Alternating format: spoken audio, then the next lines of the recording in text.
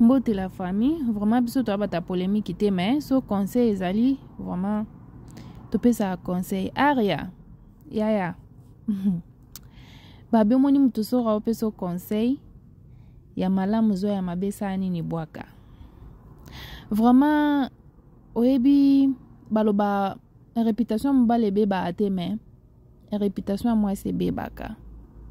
eza bandenge bele nayebi ke bato bamisana kofinga boye ocha na bino ba commentaire ya kofinga mais na tina nango te ato cheza problème te mais nga na yeka kopesa ariashu conseil etant que mwasi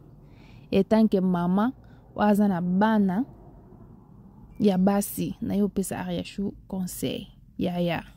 ndeko mwasi solongo sale loko kanisa kana obana na yo bana no boti surtout boti bana basi kanisa ka bana na yo omoni ba parents biso ba parents na loba tozana ba ki o tokoki ko bebisa éducation ya bana na biso comme tel toko bongisa pe éducation ya bana na biso yaya soki yo bongisa éducation ya bana no lelo te lobi muto bongisa ngo azate obi ba video o to salaka yo sali yango lelo mais ba ke lobi bana no ba otalango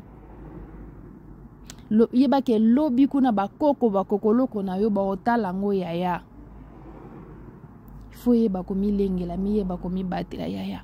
ko changer mibali eza na mona tina te combien de mibali oyo changer n'est-ce pas ça inani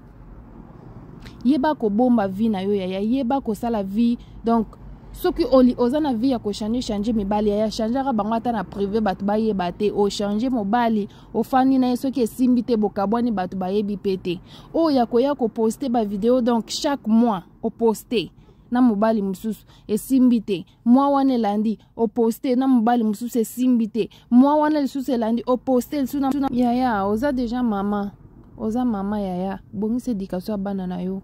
lobi bana ba omona mama bisa bana ko changer mibali musuku teza faute na yo te musozo kutana na lokolo mabe mais lokolo za mwasi yaya esuna ka mabe ngala lobango robot omoni biso basi mwasi roboti to koma na ba makanisi moko boye eza différent na bato baboti te comme ça makamna keba bana sona salibwe bana sona talibwe bana mais mutu ya mso aboti te alukasa na enyo salingi po ayebite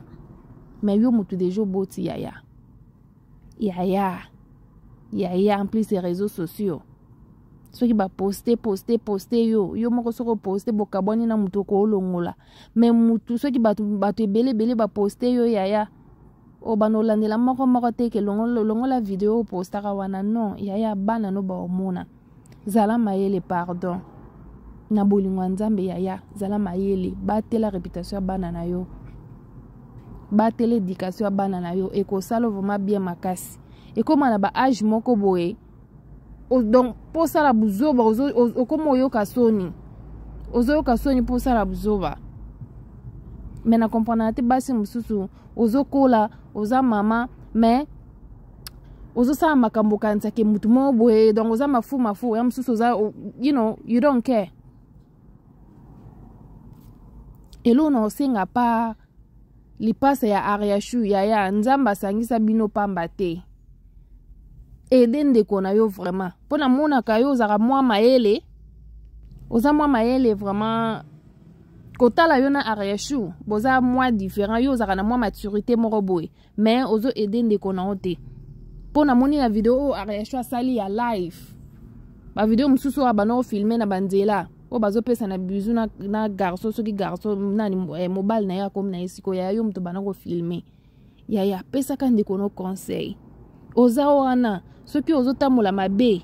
ya kocha na nzela soki ye pa otambola mabe ya yo pecha na nzela yo zali pasa na ye ozomona mninga zoke na nzela mabe yo zo filmer ye en plus bo postango bo mona normal vraiment ya bozo maele ko changer mibali za tina te moko koma apena âge moko boye ya ba posa nzoto donc boma ngo nanu ozana bana ozui olongolo ozui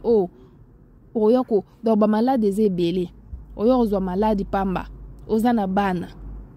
yaya zwa mayele vraiment wana conseil na pesio na ndinga mabete na ndinga malampo